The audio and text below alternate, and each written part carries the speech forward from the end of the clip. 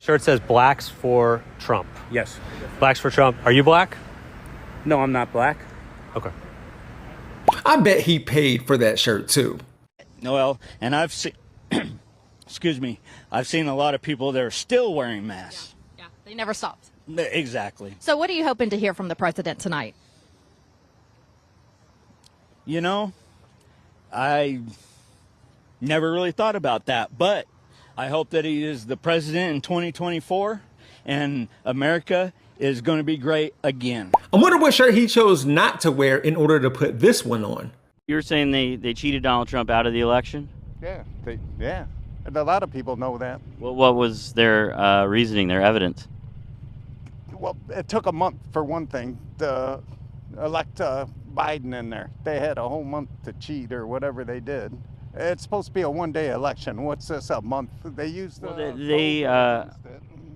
they said that he won just a few days later after they counted in all the ballots. I don't feel they did. They just didn't? I feel he got cheated. So. I'm sure Trumpers don't watch content created by the Good Liars, Walter Masterson, Jordan Klepper, Michael Shore, and so on, or even look down at their own shirts, apparently. But at some point, they're going to have to realize that they will be challenged, not only on their views and opinions, but what they wear. And echo chambers and filter bubbles aren't exclusive to Trump supporters. However, they have to suffer from being in them most because they seem to get on microphones and spout nonsense that they can typically get away with while being around like-minded peoples. And another thing, why are they even talking to reporters anymore? Are they suffering from Dunning-Kruger too? Well, that and COVID, because my man from earlier with that "come and make me" shirt was showing symptoms. I've seen, excuse me. With that said, it wasn't that long ago when 45 was claiming, "I'm a registered Republican. I'm a pretty conservative guy. I'm somewhat liberal on social issues, especially healthcare, etc. And Democrats are too far left while Republicans are too far right." This is when he allegedly said that Republicans are the dumbest group of voters, but there's no proof of him actually saying that. So, Trump has recently said positive, accommodating things about trans people, until he doesn't.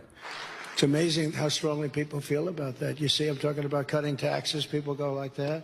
Talk about transgender. Everyone goes crazy. Who would have thought 5 years ago you didn't know what the hell it was? I'm not even saying that Trump can't change his mind, but I am saying that he didn't change his mind. He says what his base wants to hear, and then they regurgitate it with microphones in their faces. Just not as good. Tell me 3 Democratic policies that you support. Inflation Reduction Act, American Rescue Plan, the Infrastructure Law, the PACT Act, the Chips and Science Act. I think it's good that Biden pulled out of Afghanistan. I can go on. No, I get. Wow. And a Gilligan wannabe got shipwrecked on MAGA Island during a Trump rally in South Dakota when confronted with facts by Luke Beasley. Beasley is a young progressive reporter who doubles as the Trump supporters' worst nightmare. Beasley has a YouTube channel and regularly goes to Trump rallies or wherever the Trump faithful are lurking to ask them questions.